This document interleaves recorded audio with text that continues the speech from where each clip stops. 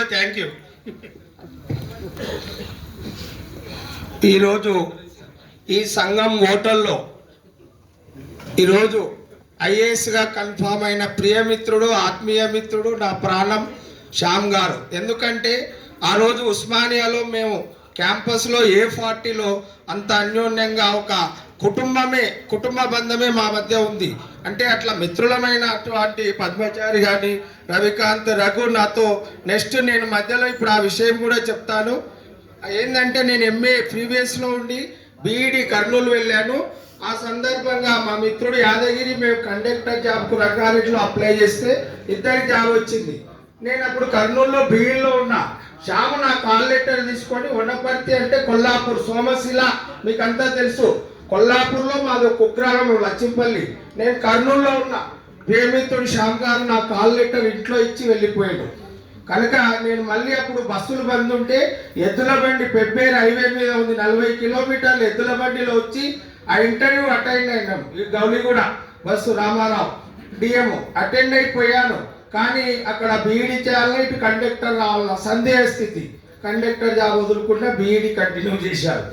కనుక అలాంటి ఆత్మీయ మిత్రుడు నా కొరకు మా ఊరు ఎక్కడో కుగ్రామం 350 కిలోమీటర్లు బస్సులో వచ్చి నా కాల్ లెటర్ ఇచ్చిందంటే ఒక ఉద్యోగ విలువ వీనికి అవసరము.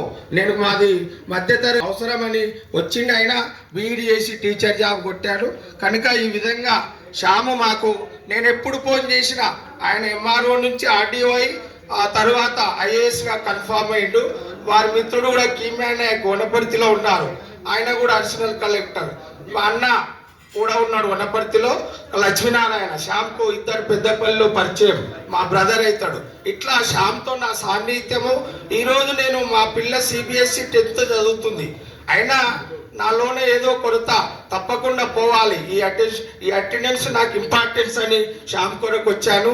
కనుక నేను ఫోన్ చేసిన కాల్ బ్యాక్ చేస్తాడు, పనిలో ఉన్న చెప్పురాగిరి ఏం పని అంటాడు. కనుక పలకరింపులైన అటువంటి ఆత్మీయ మిత్రుడు మా దాంట్లో ఒక ఉన్నతాధికారిగా ఉండడం మాకు గర్వకారణం. ఈ కార్యక్రమానికి అటెండ్ అయిన అందరు పెద్దలు, రవితేర్ రెడ్డి గారు వనపర్తిలో SIగా చేశారు, కృపాకర్ రెడ్డి వాళ్ళ అల్లుడు. కనుక ఇంకా చాలా మంది, రఘు ప్రొఫెసర్, అందరు ఎడ్యుకేషన్ డిపార్ట్మెంట్ వివిధ రంగాల్లో వివిధ అంటే ఉద్యోగాలు చేస్తూ ఈ బ్యాచ్ ఇట్లనే కంటిన్యూ అయ్యి జీవితాంతం ఇలాగే కొనసాగాలని తెలియజేస్తూ శ్యామ్కు మరొకసారి ఆత్మీయ శుభాకాంక్షలు తెలియజేస్తూ ముగిస్తున్నాను.